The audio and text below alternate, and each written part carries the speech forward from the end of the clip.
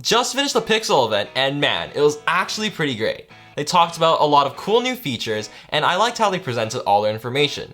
And as expected, Google finally launched the long-awaited Pixel 6 and 6 Pro, and I have a lot of thoughts about it, so let's start talking.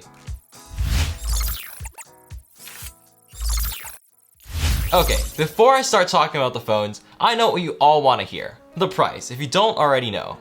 Amazingly, the base Pixel 6 with 128GB of storage starts at a crazy $599 price tag, which is $200 below the iPhone 13. This is actually an incredible deal and much better than the originally rumored $849 price tag. The pricing for the Pixel 6 Pro ain't bad either at $899, which still undercuts the flagships from Apple and Samsung. And for those of you in Canada, these phones are priced at $799 and $1179, which are amazing deals. I mean, the Pixel 6 Pro is priced basically the same as an iPhone 13 in Canada, with the regular 6 being almost half the cost of the 13 Pro. There's also an ongoing promotion for free Pixel Buds in North America and, unfairly, free Bose noise-canceling 700 headphones in Europe. So whether you take advantage of the pre-order promotions or get a good deal with carriers, I have to say that Google absolutely nailed the pricing this year, especially for the regular 6, which I decided to buy.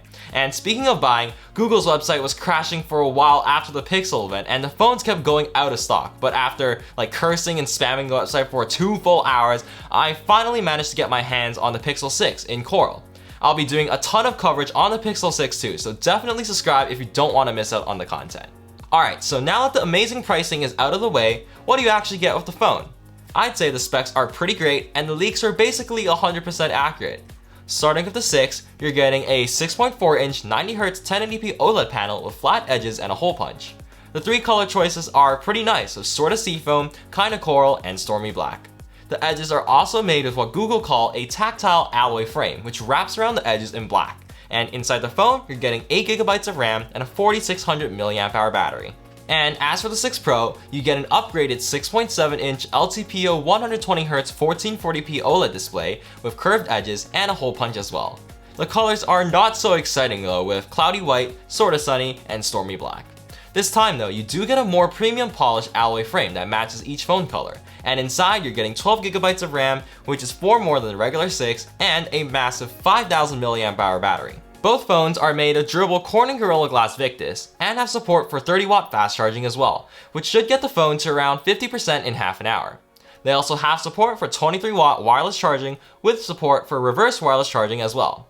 And of course, they both include an in-display fingerprint sensor, the Tensor chip, and the Titan M2 security chip. It's fair to say that Google hasn't really skimped out on specs this year, and the Pixel 6 basically matches the 6 Pro in basically every way except for the display. I'm really happy about that because lower-end flagships from other companies usually miss out on several key features. And about the cameras, both the phones have a new 50-megapixel wide sensor with a massive 1/1.31-inch sensor that is supposed to take in 2.5 times more light than the previous gen Pixels, and also a 12-megapixel ultra-wide camera. I'm really excited to test out how much of an improvement the new main sensor is because in the past, Google has just stuck with the same sensor for all their Pixel phones and used computational photography to make up for it. And if those pictures were already that good, who knows how good the pictures taken with the new sensors will be. The only difference between the 6 and the 6 Pro is that the 6 Pro gets an extra 4 times optical zoom telephoto lens. They used a periscope camera technique to fit the lens in the phone, and combined with the Super Res technology, it's supposed to achieve up to 20 times zoom. Hey, this is Future Fenson. While I was editing, I just realized that I forgot to mention the selfie cameras in the video. So basically, the Pixel 6 Pro has a new 11-megapixel ultra-wide selfie camera that's capable of taking 4K video as well as ultra-wide selfies, while a normal 6 only has an 8-megapixel sensor that is not capable of doing ultra-wide selfies and can only record in 1080p. So for me, it doesn't really matter because I don't really use a selfie camera, but the new selfie camera on the 6 Pro would definitely be useful for vloggers and content creators. Alright, back to you, old Benson. They've also introduced several new camera features that are only possible because of the Tensor chip.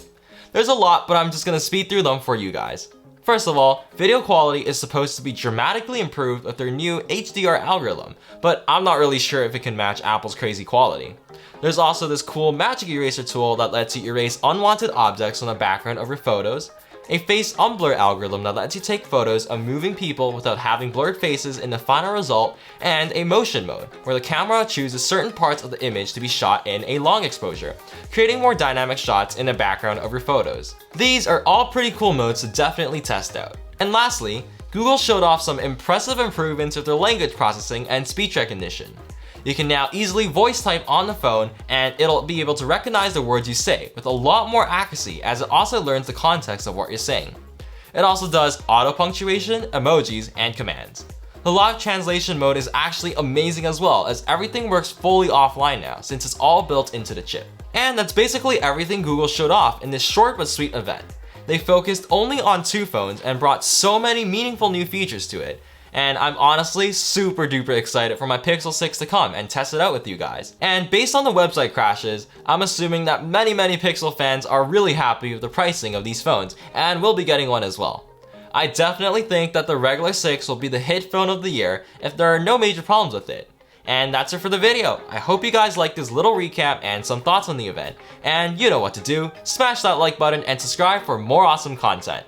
Stay safe, and I'll see you guys in the next one.